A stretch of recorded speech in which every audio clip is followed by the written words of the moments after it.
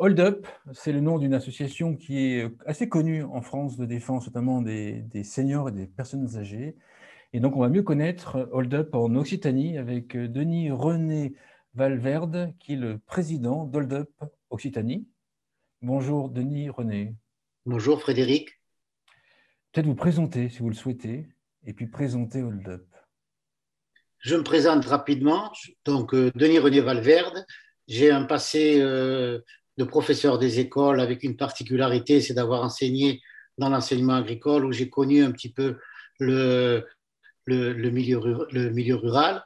À la suite de ma retraite à 56 ans, je me suis investi dans le mouvement associatif en passant par les foyers ruraux, en passant par la Fédération nationale des associations d'accueil et de réinsertion sociale, en ayant siégé pendant 14 ans au Conseil économique et social et environnemental de Midi-Pyrénées et après en Occitanie, et de là maintenant avoir pris la responsabilité d'Hold Up en Occitanie, une entité régionale d'Hold Up Génération Vieux Debout.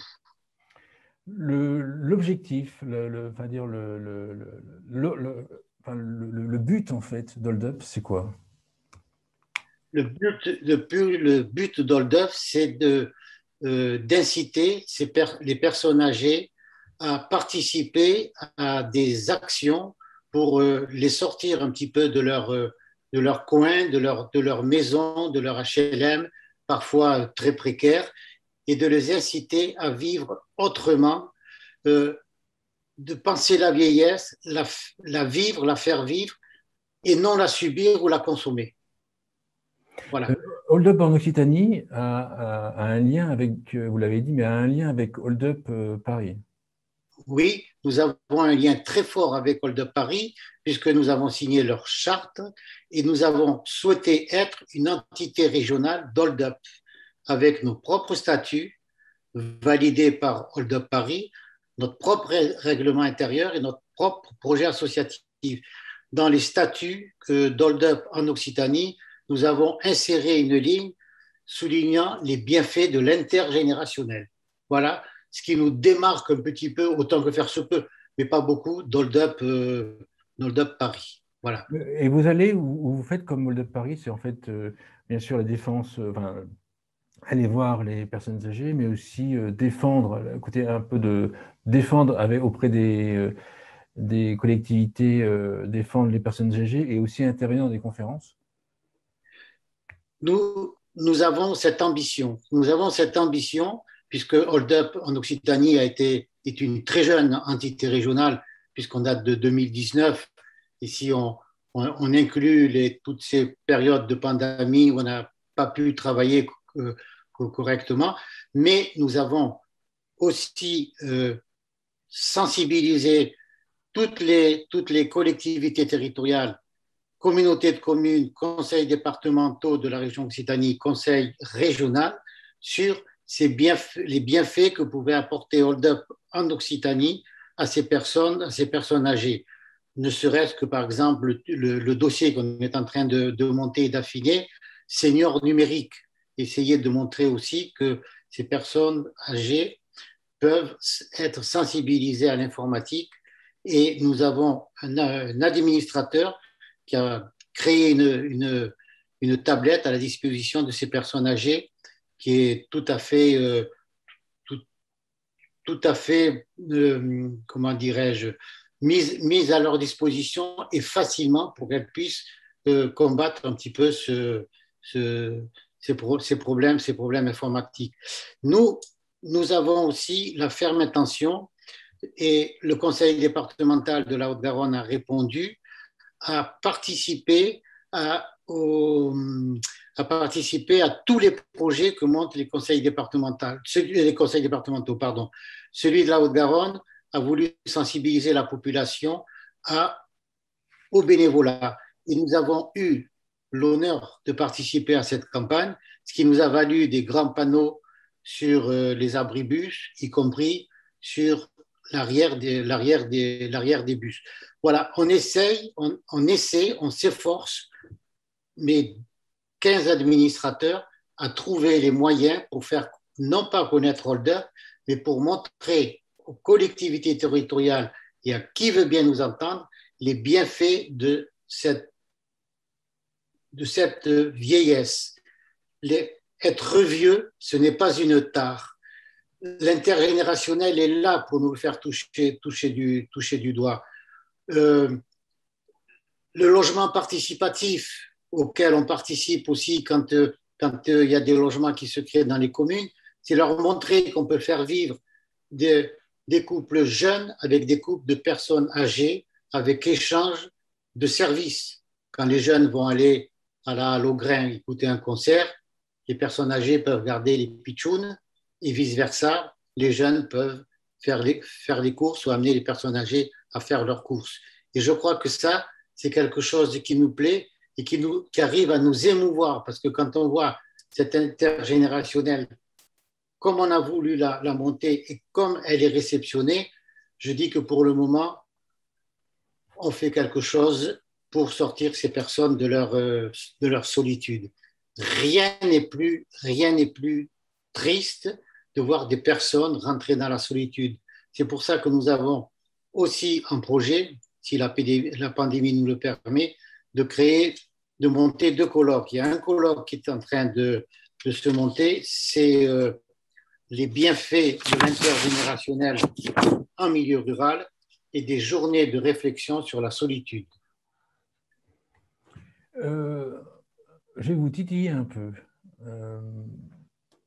Vous pensez qu'en fait, on n'en fait pas assez pour les seniors? Vous pensez que les seniors ont besoin d'être défendus ou d'être défendus, que la société ne fait pas assez pour les personnes plus âgées?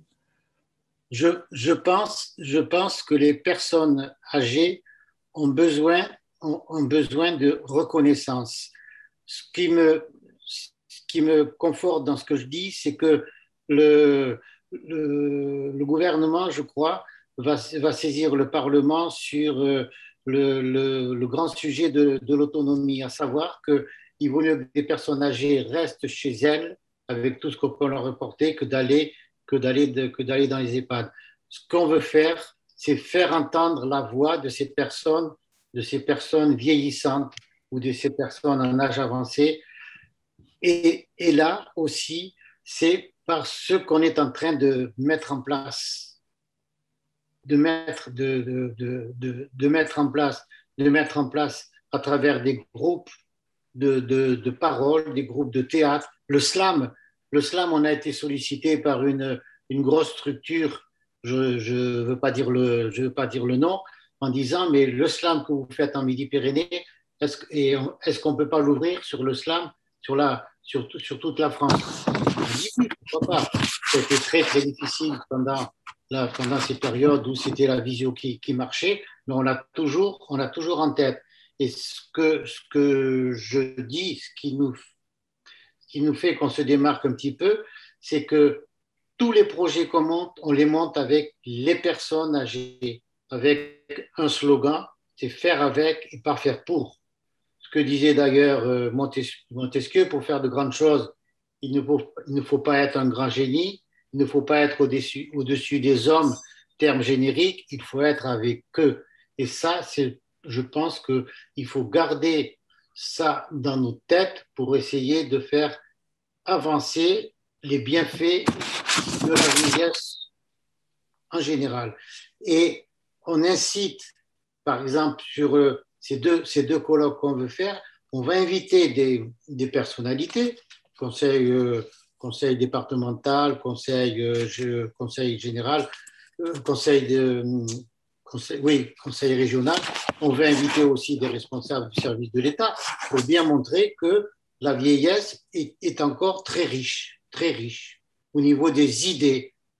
Qui peut permettre de participer à les transmissions si ce n'est pas des personnes âgées?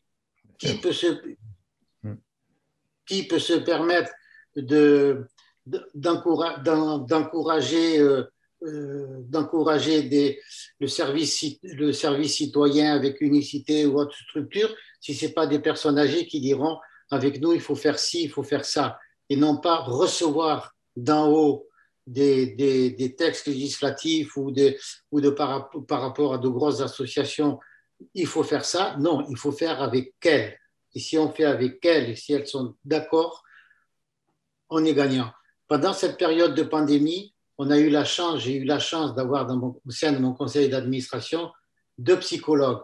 Et elles ont fait un travail remarquable par téléphone en essayant de téléphoner à ces personnes, à des personnes âgées, en disant voilà, non, non, non, écoutez, on va venir vous voir, on va venir travailler avec vous, vous avez besoin de quoi? Et ces personnes ont repris un petit peu leur souffle. C'est difficile pour des personnes âgées de vivre ces périodes de confinement. C'est très, très difficile. Moi, j'habite dans une petite ville, un gros village de la banlieue toulousaine, et quand j'allais voir ces personnes, même mes voisines, eh bien, écoutez, même si j'ai plus de cheveux, je leur ramenais un beau sourire. Et j'ai essayé de capter leur sourire. Un sourire gagné, c'est déjà une chance de réussite.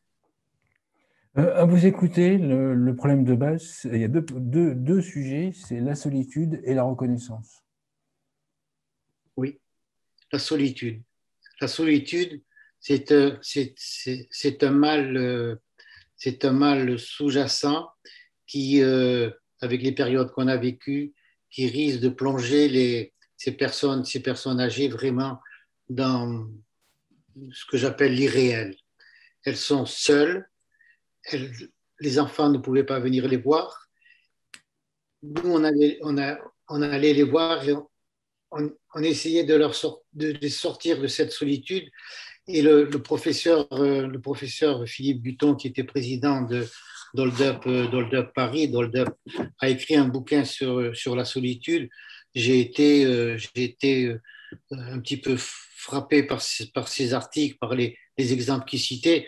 Et j'en veux aussi pour preuve le dernier écrit d'Edgar Morin sur sa fin de vie. Edgar Morin qui vient de fêter ses 100 ans le 8 juillet, en disant qu'il était très fier d'avoir l'âge qu'il a, et il donne des conseils aux jeunes en leur disant arrêtez, sortez un petit peu, éclatez-vous avec cette force de la jeunesse, parce que vous allez aider les personnes âgées à sortir de leur solitude.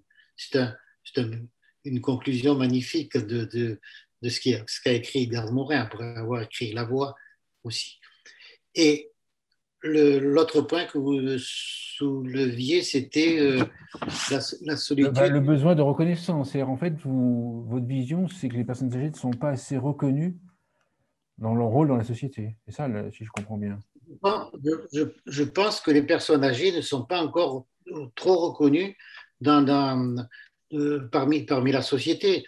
Je n'en veux pour preuve que elles veulent bien participer. On prend les exemples des dernières élections. Elles viennent voter parce qu'on va les chercher, et après, c'est tout. Une fois qu'on les a vus, une fois que les maires et les conseillers leur ont serré la main, on les oublie. Nous, on est là. Nous, je pense qu'on est là pour leur amener autre chose à travers ce que je vous disais, les échanges, le penser ensemble, et faire entendre leur voix, montrer à ces structures, les structures de l'État, les structures communales, intercommunales ou autres, que ces personnes, elles ont encore une force à apporter pour que la société vive un peu mieux. Et je reviens, et je m'en excuse, surtout sur cet intergénérationnel. Moi, j'ai été frappé comment, quand on parle de l'intergénérationnel à certaines collectivités territoriales, on dit oui, c'est bien, mais enfin, bon, nous, on fait de l'intergénérationnel. On veut développer cet intergénérationnel. C'est pour ça qu'on l'a mis dans nos statuts. Il faut, à travers un groupe de théâtre, on a créé un groupe de théâtre. Des personnes sont venues, et on leur a dit, bon voilà, vous aimez le théâtre, oui, oui, oui. Quel est votre acteur préféré? Alors certains, c'était Marilyn Monroe, l'autre, c'était Jean Gabin. On leur a dit, bien voilà, les 8 ensemble, vous allez monter une pièce. Et bien, vous me croirez ou non, ces personnes qui ont plus de 65 ans, certaines en ont 80, sont en train d'écrire une pièce. Ça va réussir, ça ne va pas réussir. Nous, on est là pour les assister, mais c'est elles qui vont jouer leur pièce. Et après, on a déjà demandé au maire de Toulouse d'avoir la halle aux grèves pour que ces personnes-là puissent présenter leur pièce, on va dire en 2022. Voilà. C'est ça qui nous plaît, la reconnaissance, parce que c'est des forces vives encore, ces personnes âgées, mais il faut leur donner tous les moyens pour qu'elles puissent montrer qu'elles ont encore beaucoup de choses à apporter. Et ce que Hold Up doit faire, en fait, ce que vous faites actuellement, et puis le fait d'avoir dû, entre guillemets, ou d'avoir créé Hold Up en Occitanie, est-ce à dire que les autres associations qui ciblent en fait les personnes âgées ou les aînés ou les seniors, ces autres associations ne faisaient pas votre rôle en fait? Alors, écoutez, de toute façon, je vous ai parlé un petit peu rapidement de mon passé associatif en créant Hold Up en Occitanie ou Hold Up OC.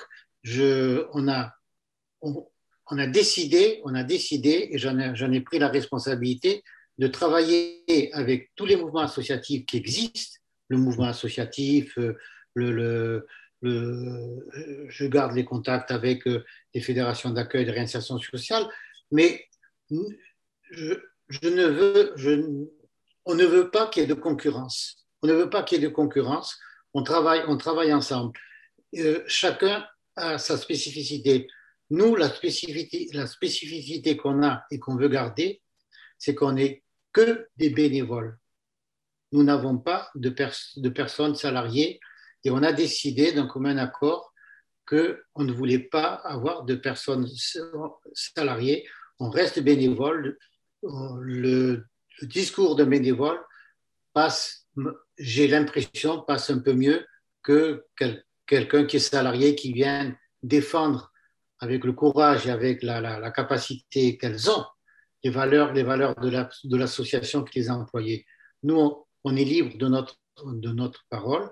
Bon, ben voilà, on a un conseil d'administration qui décide de ce qu'on doit faire, mais en aucun cas, moi j'ai voulu montrer aux associations que je connais que cette partie, la partie qu'on s'adonne à démontrer que la vieillesse est encore quelque chose qu'il faut valoriser et que ne font pas, je n'ai absolument pas voulu le faire.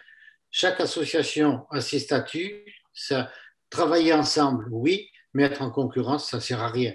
Mais moi, je pose la question parce que moi, de mon point de vue, mais c'est longtemps que je le dis, il manque en France un lobby senior, une Oui. grosse association de lobby senior. C'est-à-dire en fait, aux USA, bien sûr, il y a la fameuse AARP, ARP, oui. on va dire c'est 33 millions de membres, ou 37, je ne sais plus l'un des deux, 37 millions de membres.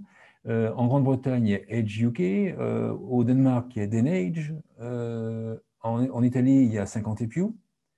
C'est en fait Oui. vraiment de défense des retraités. C'est en fait qui allie à la fois le côté commercial pour engranger suffisamment de budget de finances pour pouvoir défendre les retraités, c'est ça, c'est l'association que j'ai décidé.